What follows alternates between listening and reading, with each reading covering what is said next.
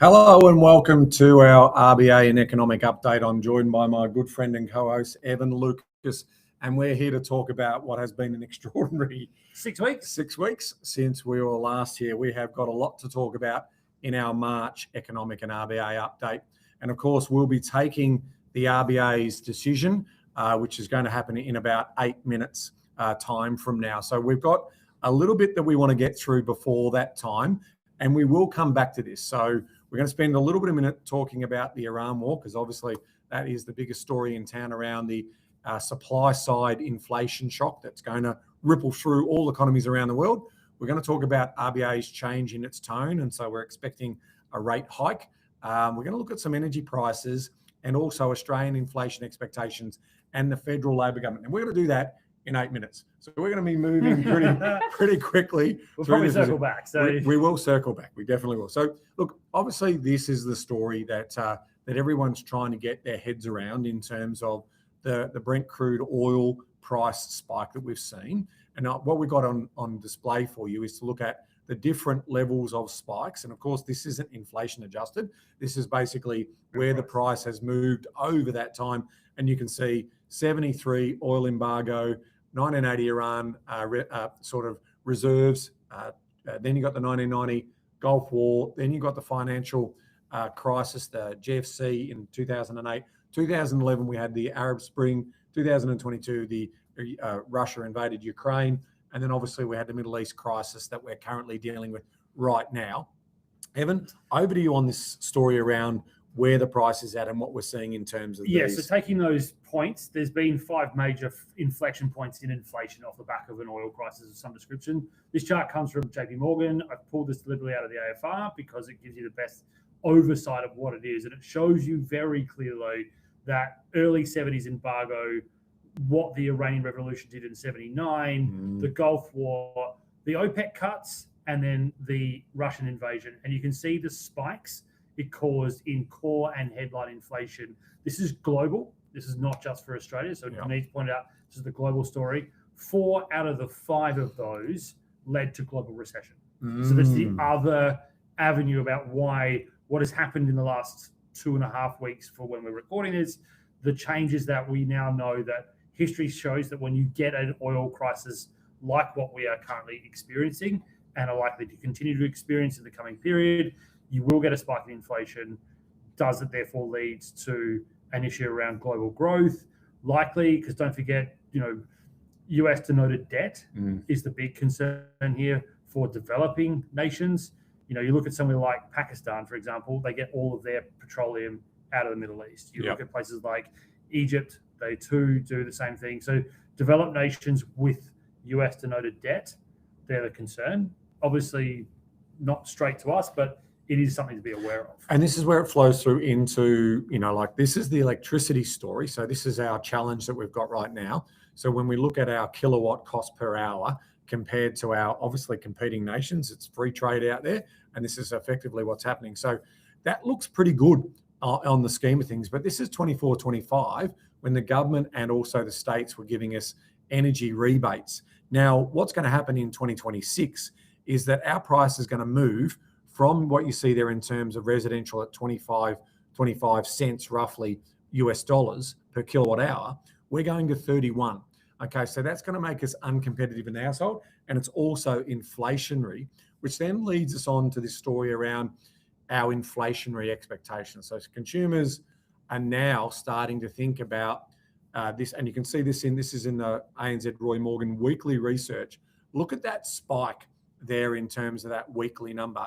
It is material in terms of this inflation psychology story. Now, we've spoken about inflation psychology way back sort of 12, 18 months ago. And that is the problem that we're seeing here in terms of effectively having this challenge around what that looks like. And so if we believe that inflation is going to continue on, we run the risk of seeing inflation getting out of hand. This is what the RBA hates. And so just on that, just to couple that with this chart, is that actually NAB last week, from when we're recording this, they released their 6-month rolling average consumer inflation expectation, and it's at 4.7%. Now, I need to put a caveat. It tends to run ahead of the headline figures anyway, but it is high fours. That goes hand in hand with the fact that we've now seen all the big retail banks say this is what they expect. And we'll get to, what NAB said with their 5. But I think the final part of this story, before we get to the RBA, which is 3 minutes away, is that even Treasury now are modelling all of their expectations on a high 4s. So we're not talking 4.123. We are talking 4.678, probably 9. So let's give you for those people new to this, and give you a little bit of an opportunity to get some knowledge and education here. Inflation psychology is a mindset where people expect prices to keep rising, and those expectations change their behavior in ways that actually push inflation higher. So a simple definition is inflation psychology is when businesses, workers, and consumers anticipate future inflation and adjust their buying decisions, their spending accordingly. So it works like this. Consumers buy earlier, they try and get in, and which is what we're seeing in the service stations at the moment, where they're thinking that, we're going to run out of petrol. So we have this huge spike in demand. And then obviously off the back of that, businesses have to price it up because they can't compete with the demand. So they've got to pay overtime and all those higher wages. And then this cycle just reinforces itself. And the flip side of that cycle is that we then start to accept that this is part and parcel with modern life. We accept higher pricing, and it ingrains into our behavior. So that therefore Very continues dangerous. it on. That's the concern with it, is that once it becomes ingrained, the detriment to living standards, the detriment to the overall output of where we are gets even Central more. banks won't tolerate it. They know that they won't let the genie out of the bottle. I've always been told a central banker's nightmare is that. That's absolutely right. A central banker's death is deflation, where they can't control it. But a central banker's nightmare is inflation psychology and ingrained high inflation. And what makes things even more interesting at the moment is obviously federal Labor is starting to put together their federal budget.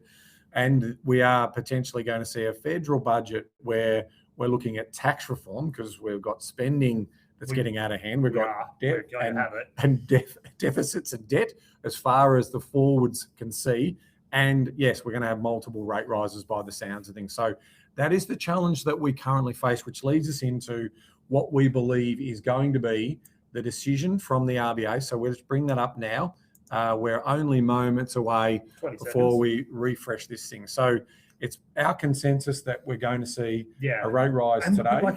If you had asked me this question, actually this time last week, before the Andrew Hauser interview, it was probably still more likely not than was. Waiting for the quarterly inflation read. His whole mantra has clearly changed that. And as we're about to see with regards to where it sits, they're going to rip off the Band-Aid in terms of, and take us into this new age, and everyone's trying to get it at the same time. So we're currently looking at that result. There we go. So 25 basis points movement, cash rates move to 4.1 in terms of the current cash rate effective today.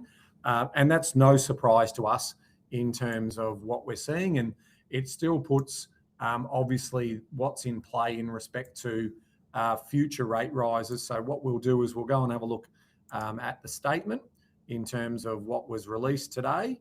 Let me just find that short, statement. Sharp and shiny. So why we'll do that, we'll have a look at that sort of second and third paragraph. So obviously the first line is the first one. Inflation has fallen substantially since the peak in 2022, but picked up materially in the second half of 2025. Now, what happened in the second half of 2025? All three of the rate cuts we got last year were starting to flow through. We know that if you look at the data, particularly September and October, you can see a marked change in people's decision making. That has led to the fact that we have seen that because of productivity, because of the current financial conditions in this country, that once stimulus was given, because that's what rate cuts are, we hit the speed bumps, we hit the ceiling, and we saw inflation. So until that changes, it's going to be hard. The other one to then highlight is, as I said, financial conditions are a little tighter this year, but again, not at a level that really says anything. Credit is readily available to both households and businesses, and the effects of interest rate cuts in 2025 are yet to flow through. That is the other part of that discussion point. They're actually saying that the full 3 rate cuts from last year haven't fully flowed through yet. don't forget, it takes between 3 to 6 months for a rate hike or cut to flow through.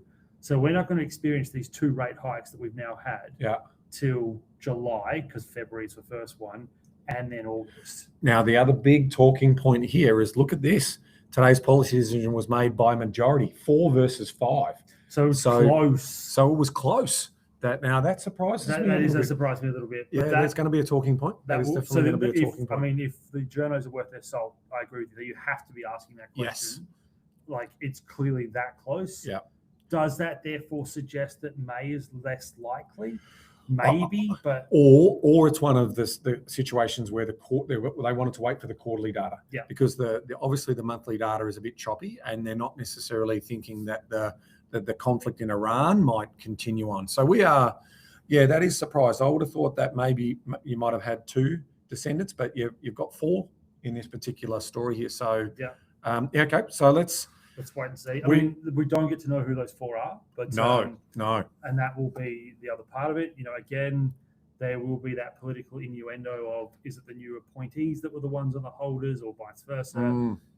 I do need to say, again, looking at what's going on here, the RBA, even with the new board structure, is showing that it still controls the direction of monetary policy. And again, under Michelle Bullock's oversight, they are clearly indicating that they are more likely to act than not under her predecessor in Philip Lowe, where it was a slow and steady, we're going to wait until we absolutely have to move. A bit more dynamic. Yeah. So the other question that, therefore, let's get even more forward thinking and philosophical reading into what this is. We know that it takes time to get through. They clearly are pointing about the Middle East, and we'll come to that in a minute. But it also suggests that if inflation does come down quick, that they'll move just as fast. Well, I mean, if the economy slows down, if consumers stop spending material, but that's it. There are material uncertainties about the outlook for domestic economy activity and inflation, and that extends to which the monetary policy is restrictive. Globally, the conflict in the Middle East poses substantial risk in both directions. A longer and more severe conflict could put further upward pressures on global energy prices. This will push near-term inflation and could also increase inflation further out if it impairs supply capacity or price rises get built into longer-term inflation expectations. Higher prices and prolonged uncertainty may cause growth to be lower in Australia's major trading partners, and also in Australia. So, interesting times. We don't have to wait too long before we hit the May hurdle as well. But I think it's a live meeting. I think is pretty much what we're talking about. Which also therefore means what this also highlights now, and we were speaking about this off air before we came on, the monthly data now matters. Yeah. Right. So there was, if you listen to Sarah Hunter, what she was saying when I went up there and did the actual RBA meeting, they were suggesting they were still going to put a bigger weighting on the quarterly figures because it does have seasonality baked into it. Yep. Issues like at the moment trying to deal with Cyber Monday, Black Friday sales all those kinds of changes that have happened aren't in the monthly data yet. They're fairly raw.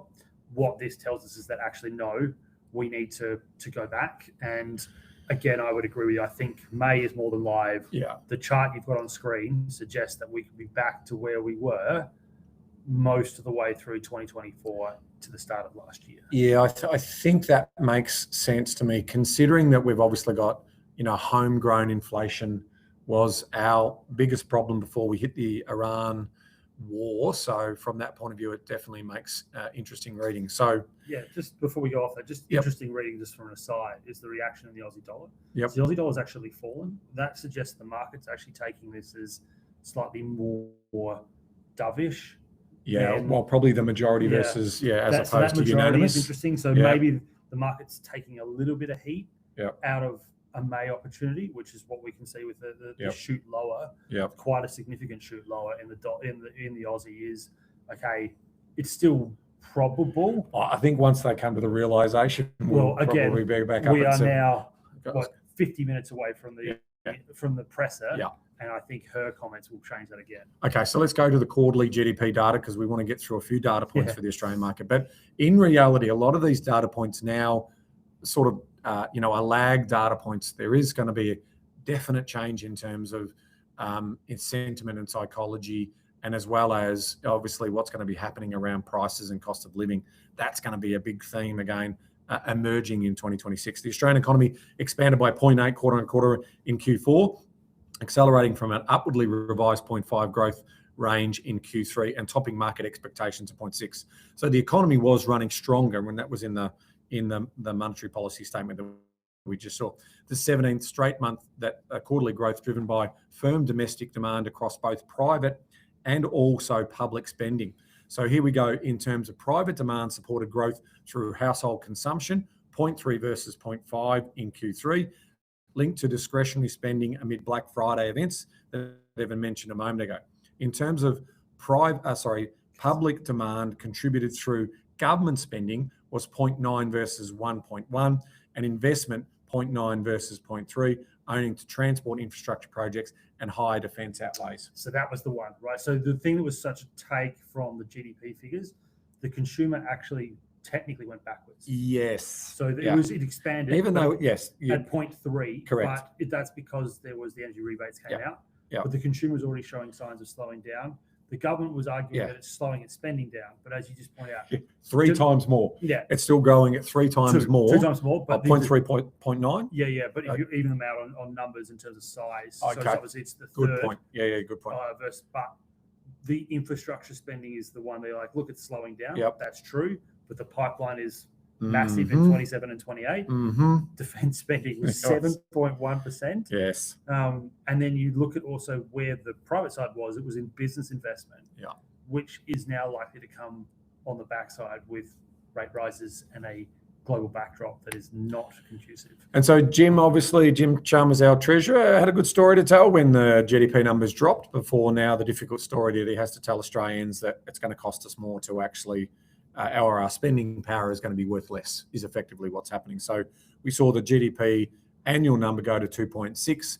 A lot of economists believe that we hit speed limits now at 2, given the restrictions and the way in which our sort of regulations are governed in this country. So that is a challenge for us. But there you can see in terms of that story.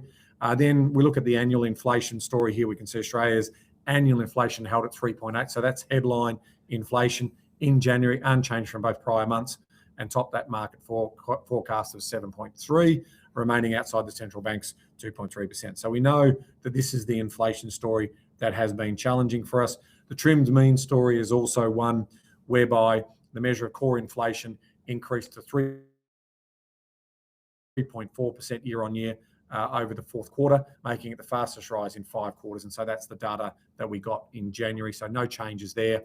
We're waiting now for obviously April. So the next date that we get for our Q1, both quarterly headline as well as our core inflation will also come through at that time. Now, the unemployment story, we saw seasonally adjusted unemployment rate stood at 4.1% in January, unchanged. So this was data that we picked up in February after the last update and the last increase. And you're talking about the number of unemployed edged down 19,000 to an 8-month low of 624,700. And then those seeking full-time employment fell by 16,000 to 403,600, while part-time job seekers rose by 14,100 to 222,100 overall. Meanwhile, employment increased by 17,800 new jobs to a peak. Record levels of employment, that's a solid story of 14.7 million compared to estimates of 20,000 increase, and after upwardly revised 68,500 gain in December. And what this chart also shows you, and you can see it, what we just saw in the statement coming from the RBA, they're actually saying unemployment remains a little lower than expected. So they are starting to say to themselves, look, we know that a dual mandate is, the cash rate, the Australian dollar, which is inflation, and full employment.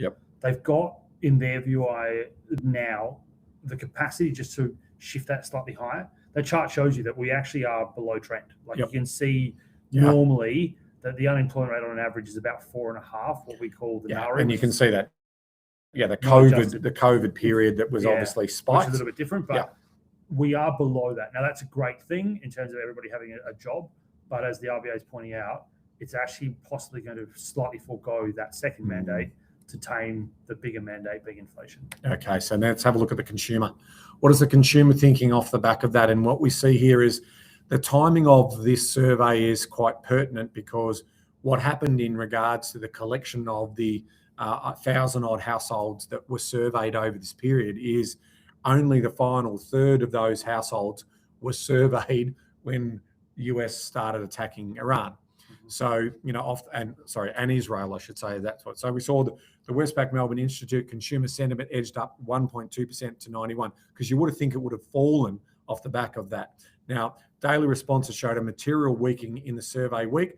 Last third of the data collected had an overall reading of 84 versus 91. So we are going to get a pretty big whack in the consumer sentiment reading overall, back into potentially the low 80s in the next reading. So less pessimism around their current finances and attitudes towards major purchases. But again, that's changed. Obviously, now that we've got this supply-led inflation spike that we're going to roll through off the back of higher oil and energy and transportation costs and the like, fertilizer, gas, you name it, it's all in there in terms of that basket of goods that's going to push that energy and also inflation story forward. Okay, now let's go to the business confidence. So NAB's business confidence index dropped sharply to a -1 in February from a +4 in the prior month, marking the first negative reading since last April, as firms turned more cautious following the February rate hike. And remember, this data is collected again prior to the Iran war starting, so we would expect this to get worse as well. However, business conditions held steady in line with long-term or the long-run average, as profits were unchanged at +4, while sales edged higher, +12 versus +11, and employment eased slightly at +3 versus +4. Here's where the cost one is an interesting one. Cost pressures picked up again during the month. So with measures of labour and input costs both rebounding, while quarterly growth in retail prices rose by 1% from a 0.3, suggesting renewed price pressures. So this is what we've got to get on top of. On a more positive note, investment plans climbed to their highest level in 3 years. I reckon that's all bets off as well. Yep. I mean, straight away, we're going to see less property turnover. We're going to see, borrowing power costs start to slow down. So that the whole economy, that economic flywheel that we talked about, that water wheel, it's going to start to slow down and pick up less water and less economic output. So the key takeaways when we look at the Australian economy, we've got inflation, interest rates, May budget's the big one in terms of, what's going to happen around that tax reform. And again, that slowing economy and what Evan was talking about before, and I think it's probably good to spend a minute or two on this, Evan, is around this stagflation risk. So the whole idea of inflation psychology is that even though the economy is slowing, and usually if the economy slows, that's when monetary policy starts to lever up. In other words, make money cheaper to grow the economy. But if inflation is still out of control, the reserve banks, including the RBA, can't do much about that in terms of if they release more money, it's going to turn that into even higher or hyperinflation. So they've got this situation where you've got a slowing economy and slowing productivity as well as high inflation, and that's the problem. So just to define stagflation, stagflation is high or higher unemployment, high inflation, low growth. That's why. So you've got a stagnating economy, but inflation, that's why it's stagflation, that's a high. And so no matter what the central bank particularly does, I mean, under normal circumstances, high inflation sees higher rates, but you've got a scenario where even with higher rates, inflation keeps going. And that's the real risk. That's why, the 70s are the example with oil, and that's obviously why stagflation risk is there, is that because oil just kept going higher with supply problems, no matter what central banks do, you can't stop that, right? You cannot stop the change in energy pricing with interest rate hikes. So you just continue to get inflation. It continues to grind the economy slower and unemployment rises. That is the clear risk. And that I want to put this out there very clearly. It's still a small risk. It is. Right. So we're not here to doom and gloom the hell out of this. No. Just be aware this is what history has shown us in the past. I think the other thing to be aware of is that, in the 70s, nationalism and global flow of goods was nowhere near the level that it can be now. No. Even if the war was to drag on for a little bit, there are other levers to pull. So just take my thing with a grain of salt. So what we are also saying, like we haven't looked this month, but next time when we catch up, we'll have a look at household savings. They're in a pretty strong position as well. Yeah. So, and a lot of people are in good positions in them, with their mortgages. I think that's what we need to put out there. Your learning over the last 6 years has been like talking about inflation psychology. One of the cultural changes that has happened in this country is that we've gone from being net spenders to net savers. Yeah. And that hasn't flipped. No. Even with the better times of 24 and 25. Yeah, so we don't think the economic slowdown will be as severe, because we've also got to think about that generational, baby boomer sort of cohort that's still getting access to their super, and they're ultimately still spending, and they'll continue to keep spending, because at the end of the day, whilst they're able-bodied, that's what they'll keep doing. So again, and then sooner or later that is going to come down the line. And then, if they spend it all, there won't be too much inheritance, but off the back of that, there will be a bit that will flow through, trillions of dollars of it. So, that's why we're not as careful around or cautious around stagflation at the moment, but it's just something to understand. The next debate. Yes, US. This is, the Trump economic experiment continues in terms of, we did see we're going to talk about GDP numbers. We're going to talk about inflation upside. We're also going to talk about, obviously, the Iran war. We need to spend a bit more time on that. And obviously, the biggest thing that's sweeping the globe is AI and the sort of energy spend that we're seeing in the US in terms of the spend of over $1.2 trillion in this particular space. So let's take a look at the quarterly GDP number. We saw the US economy expanded at an annualized rate of 1% in Q4, which was the weakest performance since the contraction in the first quarter of 2025, and well below the 1.4% in the advanced estimate. It reflects a downward revision of exports, consumer spending, government spending and investment, and also imports decreased less than previously estimated. So not a great number. Obviously, we had government closures and a few other things, so I think there's some of that in there as well, but certainly not as strong as where I expected to be. And so when you start to think about the annual inflation story, we saw annual inflation in the US held steady at 2.4% in February, unchanged from the January, in line with expectations, and remaining at its lowest level since May of 2025. This is going to be inflationary, in terms of fuel flowing through. Again, energy prices rebounded. This is what we were talking before about, 0.5 of 1% growth versus negative 0.1, led by small declines in gasoline, negative 6.5 versus 7.5, and a rise in fuel oil, 6.2% versus negative 4.2, and natural gas, 10.9% versus 9.8. Their natural gas is part of their strategy to move towards transitioning for their big energy build and their data center build. So we're seeing an enormous amount of demand for that as well. In terms of food and all of those other things, they're sort of moving around, steady at 3.1% versus 3.1%, shelter 3%, the same, that was flat. Used car prices, trucks declined. That's disinflation at negative 3.2 versus negative 2. Shelter was up 0.2 and made the largest contribution. So yeah, definitely an interesting story there. And we look at the cash rate, we can see, that they meet later this week. Yes, they do. So in terms of the decision around the cash rate will come in the next later this week. So that's what we're going to basically be seeing. Sorry, where did I've just lost my space. There's my cash rate. Yeah. So they're meeting and they'll release that number on the 18th of March. So that's what we're going to see there. Just an aside on that one, just a nice little sort of juicy little morsel for you. Don't forget, this is the penultimate meeting for Jay Powell. Yes, it is. Right. So Jay Powell, as chair, actually has this meeting, and then the May one is his last one. As the federal chair. As the chair. But he's staying on. He's staying on. Doesn't look like he's going to be prosecuted, given the judge has said go away. Well, because there is nothing to say there. Exactly. It's a witch hunt. So just keep an eye on that, because this is what a lot of things, and again, I've been quiet on this topic for a little bit because I know my views on where the states are currently going, particularly with the fiscal policy that's running around. Yeah. The institution is still showing that it actually works. Like the flex in it. So the fact that the Supreme Court rejected Liberation Day tariffs, which happened just after we last met, which we haven't spoken about.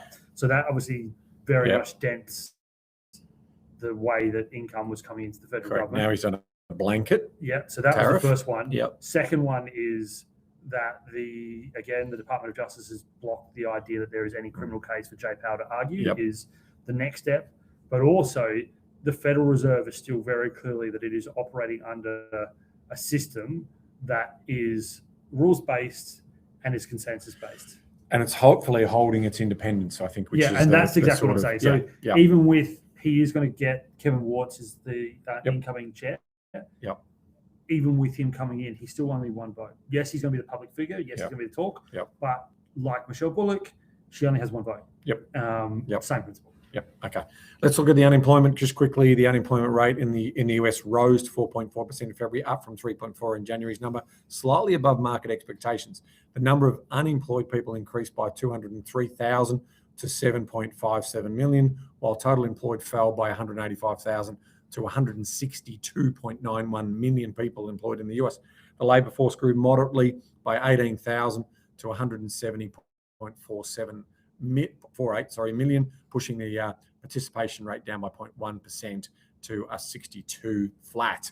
All right. Meanwhile, the broader U6 employment rate, which includes discouraged and underemployed workers, declined to 7.9% from 8.1%. So this is the one to watch, because we're starting to see where the AI is also starting to flow through in terms of whether those numbers will be material or not. In terms of business confidence, we saw the ISM manufacturing PMI slipped to a 52.4 in February from a 52.6 in January, but remained above market expectations of 51.8. The reading signals a second consecutive month of expansion in the manufacturing sector, albeit at slightly slower pace. Now that the war machine's up, I suspect that they're using a lot of their weapons and replenishing their weapons. So the military industrial complex, or whatever they call it, there's going to be a fair bit of spending that's going to happen from government in terms of, if this war goes on further and further, some of those ballistic missiles cost a couple of mil each. So that's going to be interesting in terms of how that plays out. The drones only cost about 30 grand. Oh, so no. That'll be the interesting With one. their payloads, they'll be certainly ramping those up. So we've got a mixed bag in what's happening in the US. That's being also reflected in stock prices falling. That's going to have an impact in terms of consumer spending, consumer confidence, and obviously that unemployment rising. The AI transition, both good and bad, enormous investment in terms of, let's call them what they are, intelligence factories, which is data centers, and also but potentially bad for certain jobs as they will see a productivity lift. But is it going to bring everyone along for that ride? The Iran war, this is where we wanted to spend a little bit of time on that.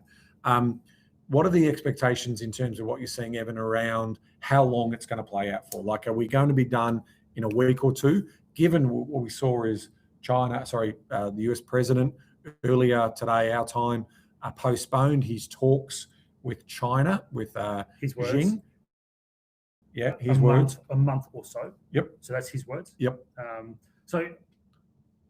Just to give you guys a bit, I used to work as an oil analyst, so I know a little bit about how this works.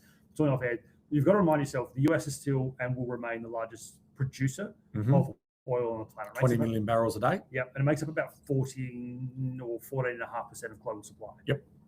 OPEC, which is the Organization of Petroleum Economic Countries, they are 21%. The majority of that is Saudi Arabia. To put Saudi Arabia into consideration, it's about between 7 and 8% of global supply. Yep. Iran is about 2%, and it sits about 5 or 6 in the OPEC mix. Yep. But it does Iraq, Kuwait, Oman, Bahrain, UAE, those 5, which are currently having issues with the Strait of Hormuz. Yep. They are in the top 10 of the 14 countries. Yep, that supply that 21%, hence the 20% that goes through that strait. Yeah, and so you've also then got to look at it from an Asian perspective, so for Australia as well, because we get the majority of our refined products from Singapore. Yep. The majority of Asian supply does come from the Strait of Hormuz. This is why diesel for me is actually a bigger concern than petrol, because petrol, we're a bit more diversified. We can still refine our own petrol. Yep. We get it from other parts of the world, not just from Singapore. But Singapore is where the majority of our diesel comes from. And then, you look at the diesel price, it has jumped up in some parts of the market as much as $1 a litre. Oh, easy. I mean, And I paid you 172 10 days ago, and now I'm paying 272. So the catch is Yep. this. Let's hypothetically say the war was to end tomorrow, and you and I are coming to on the 17th of May. Yep. It would take between 6 and about 3 months, 6 weeks and 3 months to get infrastructure running that isn't damaged. Mm. There is signs that, particularly in the UAE and Kuwait, with gas reserves, that some of the damage being done could take months, if not years, to repair. Yep. Then there is also the issue around, we don't know if there is mines or not in the Strait of Hormuz. There's suggestions there's 3. Ships still can't move through that until that's cleared. Yep. And then Saudi Arabia is the other one to watch here. Their major production has also been hit, and it will take 2 to 3 years to get that back to full level. Mm. So that's if the war was to end tomorrow. Yes. The president has told So that's the pretty Chinese, sobering, right? In Yeah. terms of, so to your point, then the thesis is that we're going to see higher petrol prices for longer. Yeah. Yep. So the Diesel caveat, as well, right? the diesel's the big one, and we'll come Yep. back to that. But the caveat is this: there has been those that are forecasting, oil could get to 150 US a barrel. That's a scorched earth scenario. That's where basically the Strait of Hormuz completely is blocked. Yeah. We're not at that point. Yep. It also could happen on a day. It's more of a long run thing. What is clear, the markets are now on a forward running basis. If you look at forward contracts, not Yep. just the spot price, which everybody's looking at, forward contracts are already baking in a $90 US a barrel handle. Yep. For the August and November delivery. That is why this is going to be an inflation problem. Explains why the RBA is talking about this. Yep. And don't forget, this country is the 6th largest landmass on the planet with a population that's half of 1% of the total globe. We need transport, aka diesel, to move ourselves around. Yeah. And so Our farmers need it to produce their goods. yeah, exactly. So And the fertilizer as well. fertilizer, Yeah. farming products, Yeah. cultivation, take your pick. So for me, the bigger concern is the spread of inflation from diesel into everyday living. Yep. And that's In Australia. Yep. And that's Yep. more the concern. In the US, it won't be as bad. Obviously, No. they do it themselves. Correct. But in saying that, what they are going to have to do if the war is to drag on, Yep. they have to energy their military, which means the oil that would have gone to themselves does Yep. get directed to the military Yep. and pushes their price up anyway. There is an argument that we could see $5 US a gallon pretty soon. So, and there's always debate internally in the US around that $20 million barrels a day used, 20 million barrels a day sort of coming through. So off the back of that, it's definitely going to be something that we've got there saying, well, we can go for longer, but the rest of the world, and they're still, at the end of the day, still don't escape the No. prices that are paid, sort of globally, because it's a global market And for so that trade. talking about inflation psychology, the other thing that we also need to point out here is that these are all hypotheticals. We don't know Yeah. the reactions that could happen. And Yeah. so that also is part of this discussion is that, we've already seen, for instance, on Friday, China said that it's going to actually reduce the amount of jet fuel output.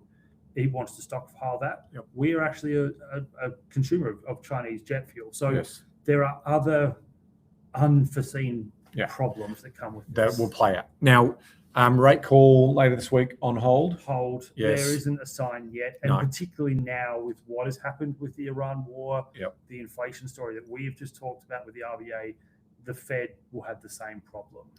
Okay. Let's move on quickly now to have a look at China. We haven't got a lot to tell you about China other than it really is the sleeping dragon is our theme here in terms of what's looking at. You can see here that annual inflation jumped by 1.3% in February from 0.2 in January. That's marking the highest print since January of 2023 and topping market expectations of an increase of 0.8.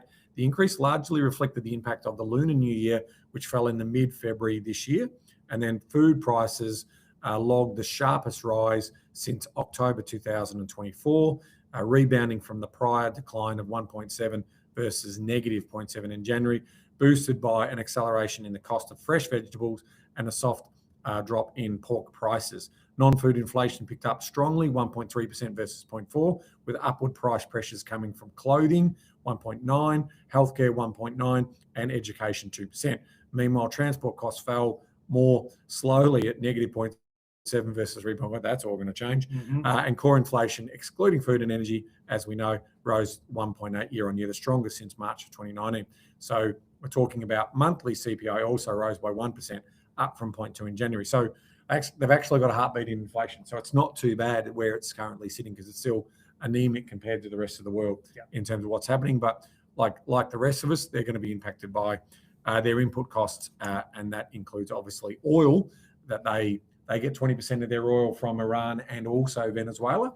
Funny that in terms of the two countries that the US are potentially sort of doing military operations in, that's part of a global discussion. It's a geopolitical it's question. a geopolitical question around whether there's going to be, they're using that as leverage as part of the trade discussions between China and the US at the moment. All right, in terms of other important so cash rate on hold, nothing to see there. So really the key takeaway for us is that inflation is flowing through in the data.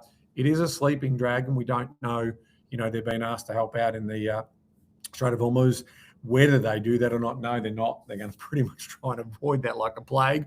In terms of, because obviously Iran is one of their closest friends and allies, and obviously the US is saying, well, if you want oil, you got to help get it through the strait, and not just your ships, but basically all the others, because they have been reportedly helping a couple of Chinese vessels to get through the Strait of Hormuz. So that's going to be interesting in itself. And then, as I mentioned before, all roads lead to the two biggest superpowers in the world striking a trade deal, and whether they can do that, right? You've got the mega superpower that is the US, and you've got the emerging superpower that is in China. So China needs a deal. In my mind, they need a deal, but it's just about how they're going about negotiating that from a geopolitical point of view. And again, the difference that's happened from last time to now is that obviously the Liberation Day tariffs are illegal. So the pressure on China isn't as high as it was the last time we met. No, but they're also, just for everyone who's curious about that, they've got about 5 to 6 months of oil reserves. So the longer that the conflict goes on in the Middle East, the more it's going to start to put a little bit of pressure on China, because one of the other biggest challenges that China has politically is 25% unemployment with youth unemployment. So that's a problem for President Xi in terms of how he thinks about that. So fascinating in terms of how that will all play out, and it does affect all of us on the ground when we see these wars and these political instability start to appear in terms of the biggest games in town. All right, European Union, you saw that come up a moment ago. GDP numbers out of there from March 6 was that, and it is a little bit dated, I will say, because it is for Q4 of last year. So it was they scraped out a 0.2% rise in Q4, and that was under the estimates of a 0.3% rise. In terms of the annual inflation in the euro, we saw 1.9% in February, up from that January 16-month low of 1.7, above the market expectations of 1.7, according to those preliminary estimates. Price pressures strengthened notably in services, where inflation accelerated to 3.4%, up from 3.2. While non-energy industry goods inflation picked up to 0.7 of 1% from 0.4. Energy prices continued to decline. That's about to change. Yes. But at a slower pace, falling 3.2 compared to 4% in January. So we're starting to see that. Food and alcohol, tobacco inflation steady at 2.6%. Core inflation, the core measure, rose to 2.4%, rebounding from January's more than 4-year low of 2.2. So they're going to have inflation coming here, and that's going to be an interesting story for whether they hold firm in terms of their cash rate.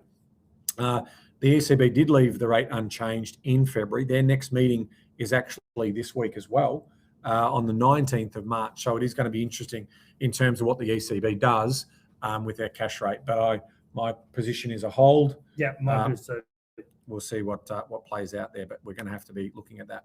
So in terms of wrapping up the euro area, the key takeaways is something we didn't talk about in the slides, but we wanted to quickly talk about is around India and Europe's free trade deal. Yeah, so that's a big one. It's a huge one. So you now have, this is the largest free trade deal in history in terms of people. We're talking about what is near enough to 2 billion people in a free trade deal. Yeah. Like, that is astonishing. This is again, we talked before about we don't know the reactions from what's happening in the Middle East and what others will do. Yep. This is a reaction to what's been going on with the Liberation Day tariffs and what Yep. India and the EU have been trying to do this deal for 2 decades. Yeah. And all of a sudden it happens. And now it happens because the middle powers are starting to get in there. And Yep. so, you know, it is a huge understanding because India is, we'll come to the second point in a minute, which is us, but India had been really pushing back around car manufacturing and car access. Yes.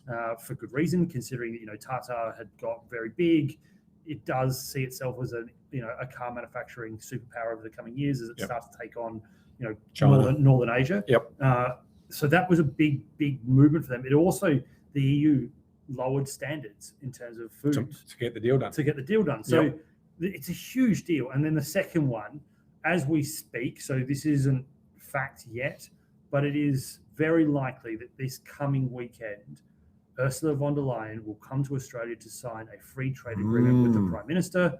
This is also a free trade deal that has been taking 2 decades to negotiate. But what's different is both sides have now put out communiques unofficially and officially, so through things like X and what have you, Yep. but also, you know, actual documents, that there has been compromise. From your perspective, that will mean from the EU side, they're going to compromise on agriculture. Yes. So that's been their biggest problem is, obviously, it is what we are very good at. The Yes. French, the Irish, and the Italians have had a massive problem with it. They have tariffs around it. They have other forms of restrictions for imports. That clearly has been alleviated. Mhm. Or at least that's the expectation if a deal is going to be done. Yes. It also means that we have alleviated the luxury car tax, which is realistically a European tax. Let's call it what it is. It is exactly that. They have been very strong on that view. And again, just like with India, that is a compromise we have to come. It means there's from a consumer perspective, a high level of competition of quality imports that has to be seen as a good thing. And again, Australia's going to have access to 420 million people in trade. That is Sell our goods. so. Maybe sell our beef. It's nice sell to our finish wheat. on a slightly better story that Yes. if this is the case, it will mean that we've now seen the middle powers, as Mark Carney refers to it as, starting to come together. He was here. The Canada deal is clearly coming. Yep. We have free trade agreements with Japan and South Korea. Getting the EU would be a massive step forward. It would also make the UK trade deal hurry up because currently at the moment the English are dragging their feet on that. What's new? What's new? But like this is what I've Yeah. been saying for the last 6 to 10 months, which is for every action there's an equal but opposite reaction, right? People It's are as gonna simple as respond. physics. Yep. And this is the reactions. Is Yep. that deals that have been bumbling We along. can't rely on America as being the marketplace, Yep. which, I mean, America does 20% of the global consumption. So that just gives you some idea of the size of that market, and that's why everyone wants to be in there. But the reality is also that if we're not going to be able to sell our goods into that market, we're going to have to compromise and start to do other trade deals. Yep. And in that process, maybe make the US look a little bit like they've been left napping because they wanted to put these tariffs in. Now, again, from the US side of things, it's like those trade deals haven't been even for them. A lot of money's been flowing out of America, and that's their argument about why they're putting tariffs. They want to get some of that balance right, their balance of trade in a better position. So we'll see how that plays out. And finally, to round out the EU area, we can see all eyes still remain in terms of what's going to happen in the Middle East and whether that conflict and whether other warships and other nations come in terms of freeing up the Strait of Hormuz in terms of what's going to happen there. So we'll have to keep an eye on that because, again, it's inflationary in terms of that supply inflation shock that we're going to see come through. Now, that leads us to, obviously, wrapping up until May, which is another live meeting in our opinion. It's going to be interesting to see how things play out. But we've got, obviously, the supply inflation is coming for us once again and the rest of the world. We also know in Australia will be worse affected because we already had homegrown inflation that we needed to deal with. So outside of Iran's maybe tipping the cart from a May to a rate rise today, that's happened. And now we're seeing the Middle East conflict is also the biggest news in terms of when will it end. That's going to be the $64,000 question there. And as I said, the China and US trade talks, when they happen, that is the biggest game in town globally as we see it move, because China has been very good tactically around rare earths and how they've been positioning themselves for those negotiations.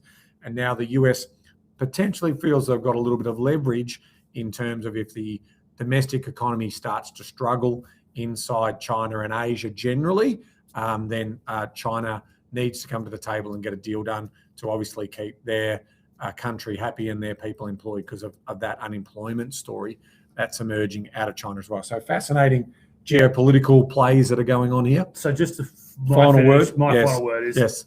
The May meeting is going to be fascinating. It's on the 4th and 5th yes. of May. The Tuesday after is the May budget. On the 12th, we didn't get to talk in depth about the changes, but we promise now that at the next one, which will matter, will be a week out from the May budget. We'll talk property because we'll have the latest data on the property market, and we'll see capital gains tax, negative gearing. All of that will be out there. All of that. And statement of monetary policy for the second time this year will be out, which already was downgraded. Forecasts. New forecasts from the RBA. That it'll almost be an Australia special because May is likely to reform the short and the long term. Because let's be honest, short term it's monetary policy, long term it's fiscal policy. We are going to have reform, whether we as property people like it or not. Well, it's a question of how it's done. And it's going to be fascinating because the reform is going to, we're not going into it too much. The teaser here is both policies are supply restrictive for housing. That every setting that they're potentially looking at is going to slow down the supply of housing. And so that's going to slow economic activity off the back of that. So to your point around whether we move towards a recessionary environment in Australia, well, some of those settings could actually stall investment and have a bigger impact than the government might be hoping. And they've got till 2028 to right the ship. So it's going to be fascinating. So I'm looking forward to that discussion and debate with you, mate. May is going to be great. Yeah. Okay, final word from us, and that is obviously the information provided in this program is general in nature, and make sure that it's not investment advice. And obviously you are seeking investment advice. Please ensure that you contact professionals, licensed professionals in your area to do that information. So thank you again for watching. That's a wrap, Evan. Great to see you, mate. Big events happening around the world, and unfortunately on the negative side of the ledger. So we're going into a little bit more of a difficult environment. So thanks again, everyone. And remember, knowledge empowering, but only if you act on it. And until next